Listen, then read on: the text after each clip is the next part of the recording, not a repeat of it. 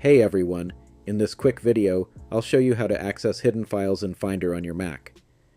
By default, macOS hides certain system files and folders to prevent accidental changes, but sometimes you might need to see them for troubleshooting or advanced tasks.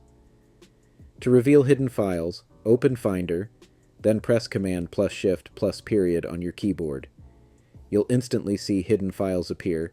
They look slightly grayed out. To hide them again, just press the same shortcut. You can use this anywhere in Finder, even on your desktop.